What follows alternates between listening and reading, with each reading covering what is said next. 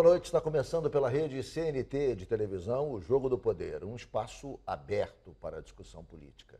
Nós aqui da CNT acreditamos que o debate, o contraditório, é ponto de partida para o exercício de um dos direitos mais fundamentais, o de ser informado com absoluta correção e transparência. Esse é o objetivo, esse é o propósito do Jogo do Poder, que tem o prazer de receber hoje o ministro da Ciência e Tecnologia do Brasil, Celso Pancera. Boa noite, ministro. Boa noite, Ricardo. Boa noite, Walter. Boa noite a todos os nossos espectadores. É um prazer estar novamente na bancada aqui do Jogo do Poder, conversando um pouquinho sobre política e também sobre inovação, ciência e tecnologia. Estive aqui antes de dar a assunção ao Ministério.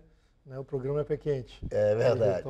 E é um prazer aqui recebê-lo nesse momento. Isso, e para participar da entrevista, eu convidei também o jornalista Walter Diogo. Boa noite, Walter. Boa noite, Ricardo. Vamos agora às principais notícias da semana, diretamente de Brasília. Olá, eu sou José Marcelo Santos, direto de Brasília, com um resumo das principais notícias da semana. Braço direito do vice-presidente Michel Temer no PMDB, Eliseu Padilha, oficializou o que estava sendo anunciado há uma semana em Brasília. Ele deixou a Secretaria de Aviação Civil alegando razões pessoais, partidárias e funcionais. No entanto, nos bastidores, a informação é de que Padilha articula com Michel Temer uma equipe de governo caso o Congresso casse o mandato da presidente Dilma Rousseff. Por falar em Michel Temer, um ato do vice-presidente foi o assunto mais comentado em Brasília e repercutiu nas redes sociais. Ele escreveu uma carta em tom de desabafo e rompimento para a presidente Dilma Rousseff na segunda-feira.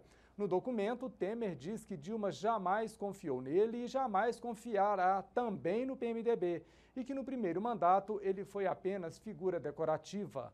No mesmo dia, só que mais cedo, a presidente Dilma Rousseff havia afirmado categoricamente que confiava no vice. Em mais uma manobra do presidente da Câmara, o Conselho de Ética adiou pela quarta vez a votação do relatório que pede a abertura de processo para cassar o mandato de Eduardo Cunha.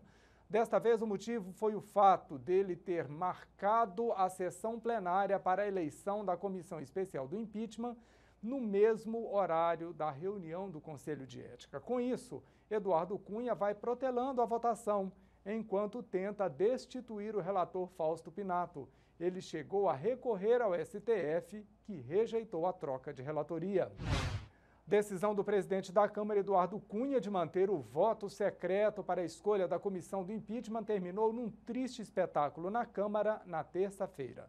Quebradeira, bate-boca, destruição de urnas de votação pelos próprios parlamentares. Aconteceu de tudo. No fim, venceu o desejo da oposição de uma ala dissidente do PMDB também. E a chapa paralela saiu melhor na disputa. No início da noite, uma liminar do Supremo Tribunal Federal suspendeu o processo. Para o governo, foi uma das maiores derrotas até hoje na Câmara, o que mostra a crescente fragilidade e a incapacidade de reação da presidente Dilma Rousseff.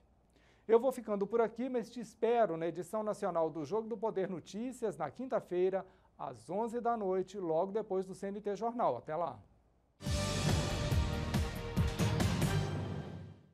Nós voltamos com o Jogo do Poder com o ministro Celso Pancera, ministro da Ciência e Tecnologia. Ministro, eu vou começar com uma pergunta política, porque o senhor é deputado federal do PMDB do Rio de Janeiro e foi indicado para o Ministério também nessa condição de político atuante no Rio. Como é que o senhor viu a decisão do presidente da Câmara, Eduardo Cunha, de abrir o processo de impeachment contra a presidente Dilma? Eu diria que foi uma avaliação equivocada do ponto de vista político, né?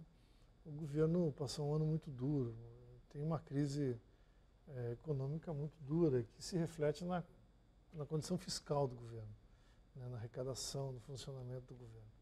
E foi um ano em que houve muita disputa de poder, influenciado pela crise econômica, pela crise fiscal, por todas as consequências da Operação Lava Jato, esse conjunto de ações. Quando o governo começava a se reestabilizar, né, nós aprovamos, mantivemos os vetos, todos da presidenta Dilma em relação à pauta-bomba, nós conseguimos aprovar a nova meta fiscal. No dia que nós aprovamos o PLN 5, que estabelecia a nova meta fiscal, o presidente Eduardo Cunha teve essa iniciativa, que para mim foi muito ruim, tanto do ponto de vista político, para um partido, para o PMDB, né, que se formava, se consolidava novamente como um partido de centro, que dava estabilidade para o governo, que foi fundamental para a aprovação do ajuste fiscal, retomando o protagonismo, inclusive apresentando uma pauta nacional através do projeto da Fundação Ulisses Guimarães, né, que propunha um projeto uma ponte para o futuro, um projeto de longo prazo para o governo. A gente começava a discutir, inclusive, o que faríamos em 2018, construir uma alternativa para 2018, e a gente vê esse fato acontecendo, né? Isso desestrutura, desestabiliza, muda o foco da política, muda o foco de governo, bem no final de um ano em que poderíamos estar dando a perspectiva, 2016, um ano de retomada do crescimento, da estabilidade econômica, enfim. Ministro, foi realmente uma iniciativa infeliz. o senhor viu algum fundamento, quer dizer, nessa solicitação de impeachment? Porque a própria pessoa falou ainda há pouco da aprovação da nova meta fiscal. A aprovação da nova meta fiscal, que prevê um déficit de 119 bilhões, ela, de certa maneira, não torna aquilo que foi considerado ilegal, legal, ou seja, a liberação de recursos infringindo a lei orçamentária que teria sido praticada pela presidente Dilma lá atrás, e que seria objeto da ação de impeachment, das argumentações do impeachment, não deixam de existir? Veja, nos últimos anos, de 2008 para cá, o governo, tanto do ex-presidente Lula quanto da presidenta Dilma, no primeiro mandato, tomaram uma série de iniciativas do ponto de vista da economia para manter a economia funcionando. Foram, assim, tentando fugir da crise mundial. E foram iniciativas do ponto de vista da economia doméstica, das famílias, liberação de crédito, consumo, e gerou um conjunto de compromissos do governo com famílias, com financiamentos. Veja, tem caminhões sendo financiados juros subsidiados, tem o Ciência Sem Fronteira, tem o Bolsa Família. São muitos projetos que impactaram positivamente o país. Isso gerou compromisso. A crise foi forte, chegou no Brasil, combinou com isso uma queda muito forte do preço do petróleo e também do preço das commodities no exterior. O Brasil perdeu muita economia, caiu a arrecadação e o governo teve que readaptar o tamanho do caixa. E isso obrigou a fazer a votação do PLN 5, ou seja, reorganizar. Sim, mas é a realidade, isso não tem como fugir à realidade. Vai deixar de pagar os aposentados? Vai deixar de pagar a Bolsa Família? Vai deixar de pagar os empréstimos subsidiados do BNDES? Vai deixar de pagar os bolsos do Ciência Sem Fronteira? Não pode, né? Então o governo teve que agir com responsabilidade em cima desse compromisso. E chegou no ponto de dizer assim, o Congresso, nós tivemos um problema fiscal muito mais agudo que aquilo que era esperado, precisando de uma reorganização das nossas metas aqui, diante da lei da responsabilidade fiscal. E foi uma medida sincera com o país. Né? Podia ter escondido.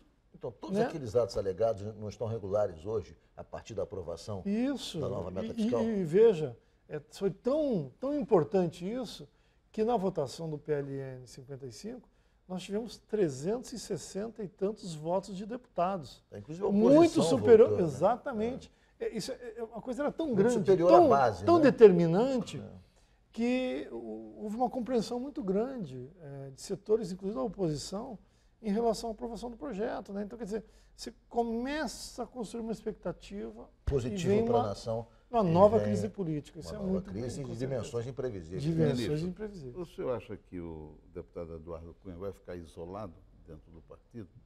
Porque ele toma atitudes sem uma discussão ampla com o grupo dele. O senhor, inclusive, participava de um grupo político dele, né? E está surpreso, né? O senhor acha que ele vai ficar isolado? Qual é a sua expectativa da votação do impeachment? Qual é a sua expectativa? É muito... Não, veja... O PMDB se divide ou ele vai em bloco? O Eduardo Cunha continua deputado do PMDB. Ele tem um pedido de abertura de inquérito para o PGR, tem um conjunto de documentos aí sendo usados. O STF ainda não se pronunciou sobre a abertura do inquérito. O partido, na Comissão de Ética da Câmara, vai votar contra a admissibilidade do processo contra ele. É uma posição partidária corretíssima. né?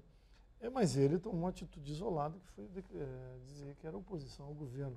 Isso ainda em agosto. Naquela época já nós falamos, olha, é uma atitude isolada, ele reconheceu a atitude isolada dele. Eu sempre fui contra o impeachment, acho que o Brasil tem que aprender a conviver com